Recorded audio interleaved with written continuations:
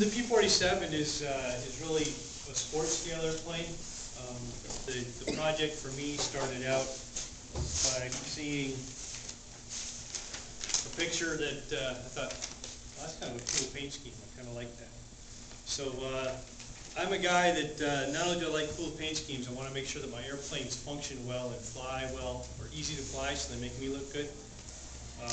And this is the Top Flight Gold Edition Giant Scale airplane, which always had great reviews for flying. A couple of guys here have seen it fly.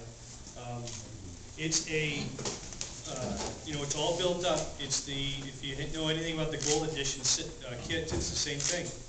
You know, it's simple, it's common bulkhead and stringers and sheeted. What I did is, instead of going down the monocoque route for covering, this is done really with the same techniques as some of the higher scale stuff is, and that is, after it's a wooden airframe, it's fiberglass with a half-ounce cloth, a three-quarter-ounce cloth, and just epoxy resin, and then primer just to smooth out and kind of fill the weave. And from there, everyone goes, geez, how do you do panel lines? How did you get all these details and all that? Well, I spend too much time during the day at a computer, so I refuse to spend a lot of time underneath a ruler when I'm building airplanes.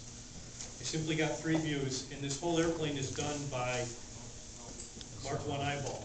And it's an eyeball, and it's the techniques that I use are simply, I would look at the 3 views and say, you take a look at the side views and you'll end up picking out major panel lines and just looking at ratios, because so it's kind of us pretty much darn in the center. So I just pick out the major one and start there and put that one down the center and just divide it up from there as I see my panel lines off the 3 view. And for example, this 3 view that I was using, I was picking out some of the panels.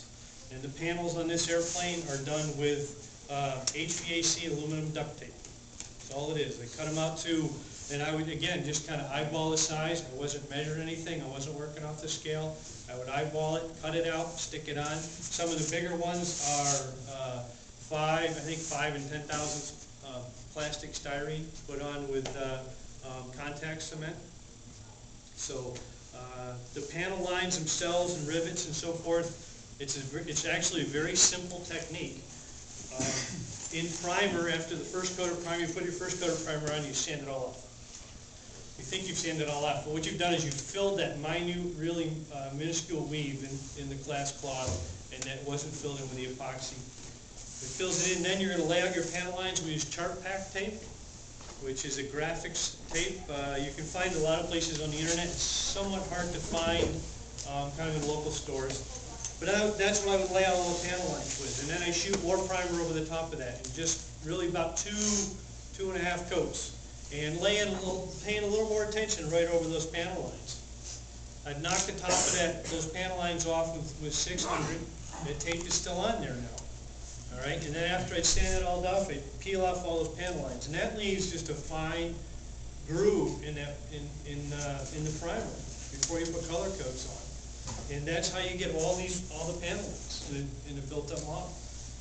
The rivets are, I did simply telescope the brass tubing down to 16th and 1/8 inch diameter, put it in the Top Flight sealing tool, their trim tool. Put that on high setting, and all you're doing is you're just touching that, primer just to make a little imperfection. And everybody go, geez, did you measure all those rivets? Hell no. Because all I did is pretty simple. I start at each end, and then I go, okay, well, I put one in the middle, and I divide that in half, and divide that in half again, and go, done. Looks good. It's just all just by kind of an artist rendition, just when it looks good. This is just kind of a stepping stone if you want to get into the real serious scale stuff. But this will build the basic techniques. Give you a knock-around airplane you can have a lot of fun with. Very presentable. Flies great. You know, all common hardware. Fuji 50 engine, Robart landing gear, old set of Byron wheels. Other than that, it's flying with an Airtronics radio. Yeah, I think the only thing I went a little overboard on this one was the cockpit. The cockpit is scratch built. I thought I'd try that, see what it was like. Got some pictures out of magazines and some books on the P-47. just scaled stuff. Again, ratios and figuring out what looks good. What are the big features? I use a squint technique a lot. I'll take a look at a picture and I'll squint my eyes and go, what sticks out the most? What catches my eye? And that's the feature I want to make sure I get on the airplane. You know, and just move on like that. It's really been a lot of fun. I like taking a box of wood and turning it into a 3D object that flies. Cost-wise, you know, this airplane's it's not too much more than 2 60-size airplanes in reality when you're done. So, what's the weight on that? I've never weighed it. I'm guessing 24.5 pounds would be my guess. What you use for the color? This is Warbird Colors paint, which is it's a water-based polyurethane. Really easy to spray, really friendly. So, and again, you know, this, I saw this picture, and actually I found this out on the internet. Now what I liked about it, even though it's an artist rendition with the shadowing and the shading and so forth, I kind of liked just how it feathered and it's not all solid colors. I tried to, you know, purposely model it and feather the edges. So for laying out that camo scheme, I took a pencil and went like that, and then I got on an airbrush and I just sprayed it. And all the markings are done by stencils. GetStencils.com was the one that I used. I did make up the decals. I printed those up. They have decal paper that the plastic modelers use, and you can print it on an inkjet printer.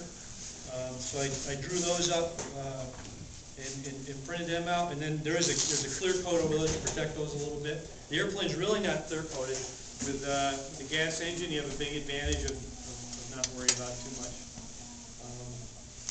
There was a time, you know, I did start out with a plastic model a long time ago, and it was an idea, actually, at this point, I knew I wanted to do Gabreski's scheme, which is what this aircraft is Colonel Francis Gabreski. He's one of the highest scoring aces in World War II.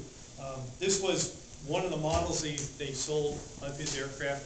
I mixed the colors to their recommendations, followed their well, it's close, but not what I like. So then I saw this one better, this picture better, and tried to replicate that. This airplane, you know, it would take some hits in terms of judging. You know, I got external linkages. Again, I went for functionality, not for a real competitive airplane scale-wise. But I wanted an airplane that I could take out on Sunday afternoon reliably, fly it, tip it over, pick it back up, you know, fly it again, and yet look good. So.